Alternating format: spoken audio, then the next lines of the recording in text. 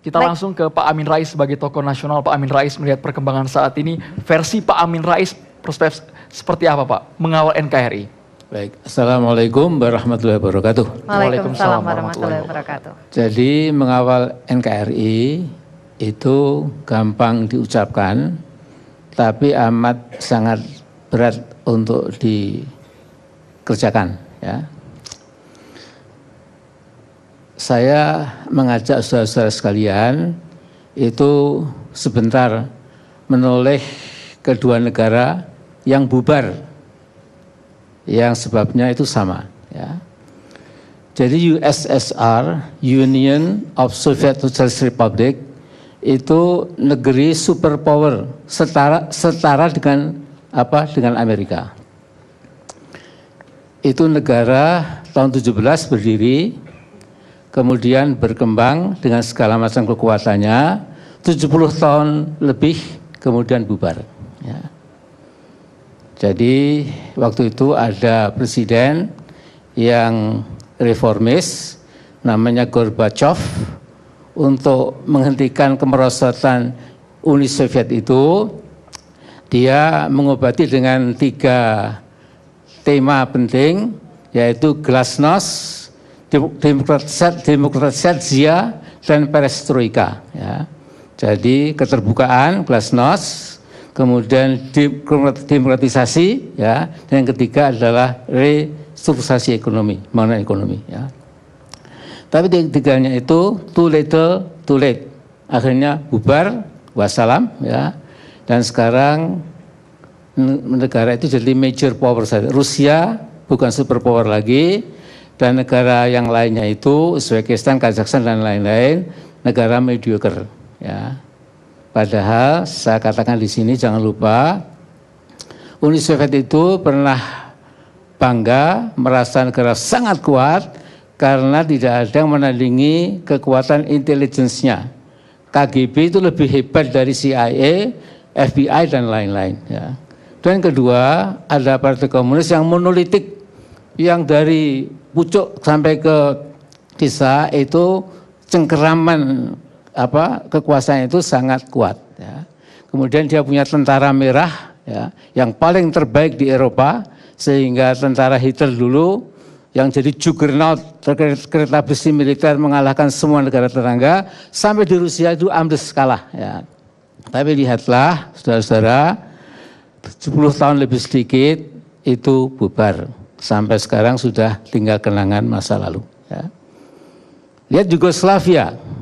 Yugoslavia itu negara Eropa Timur yang paling kuat dibandingkan Bulgaria, Hungaria, Cekoslovakia. Ini jauh lebih kokoh. Ekonominya paling kuat. Dia punya Joseph Tito yang juga karismatik. Ekonominya paling baik, militernya paling kuat. Kemudian innalillahi wa inna ilaihi raji'un. Wassalamualaikum. Bubar. Ya. Saudara-saudara, NKRI ini amat sangat rawan, jangan mengentengkan. Ya. Saya pernah diberitahu pimpinan TNI ketika saya jadi ketua MPR, Pak Amin, kalau ada gerakan separasi di satu provinsi saja, insya Allah TNI Polri masih bisa mengatasi.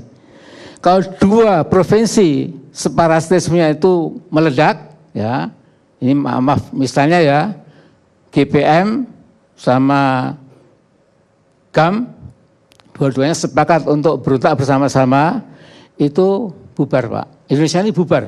Ya. Nah saya melihat dengan prihatin mengapa yang jadi lurah Indonesia sekarang ini seperti kurang paham masalah ini. Ya. Lihatlah 3 partai dipecah Mbak. Partai besar dipecah, yang kedua dipecah, yang ketiga ya dipecah gitu. Ya. Siapa yang memecah? Di dalamnya ada internal konflik, tapi ada siluman, ya, yang kemudian memecah. Ini berkeping-keping, ya. Kemudian ada gerakan agama pun juga sepertinya juga dipecah. Ya. Ini betul-betul nggak bertanggung jawab. Ya. Lihat, kalau siluman ini nggak kelihatan memang, ya. Kenyataannya kita sudah mulai pecah seperti ini, ditambah konflik agama yang amat sangat rawan, itu mungkin usia Republik ini bisa tidak jauh NKRI ini gitu ya. Nah, jadi saya ingin mengingatkan ya bahwa piramid kekuasaan itu yang di pucuk amat sangat penting ya.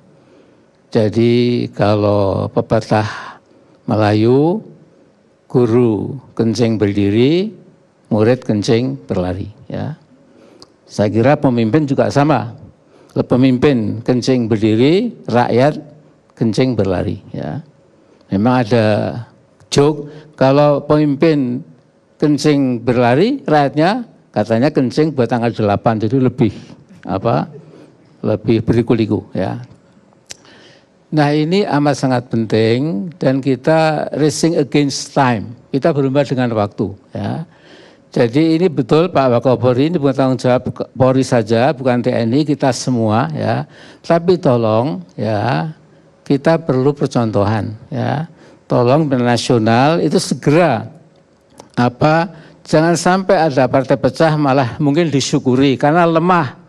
Partai lain pecah disyukuri karena lebih lemah supaya apa? Supaya mungkin the regime can lengthen his life ya. Ya saya pakai bahasa Inggris supaya nggak kentara lah ya.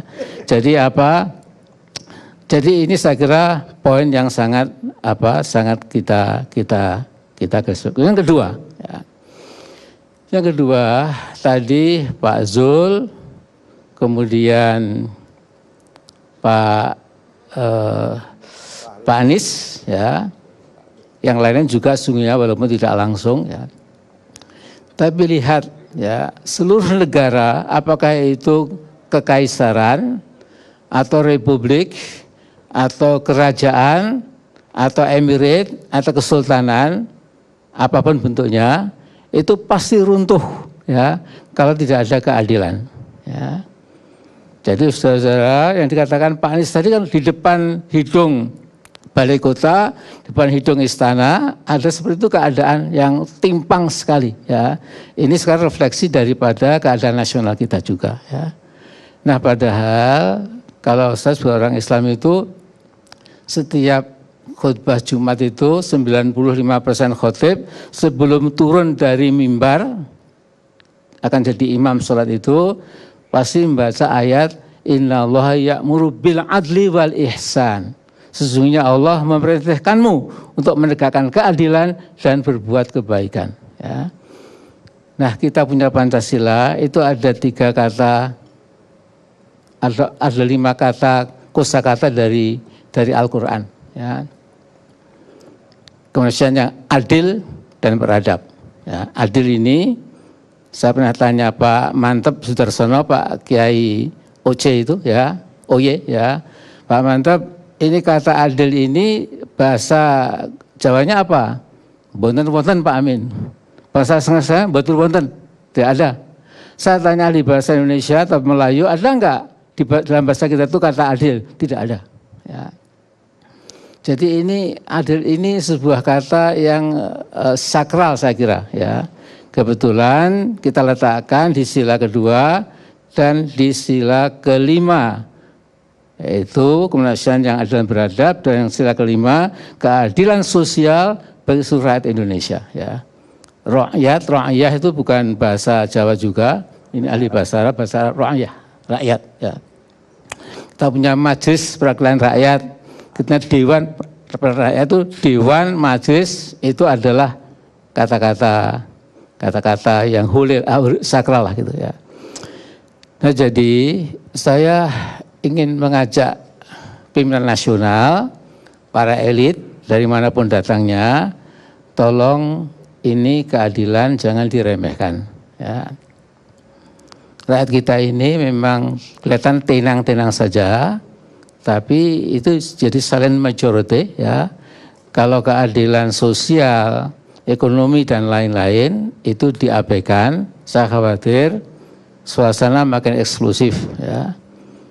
Saya pernah mengatakan itu nawacita kalau tidak betul-betul dilaksanakan bisa ini nawasengsara ya.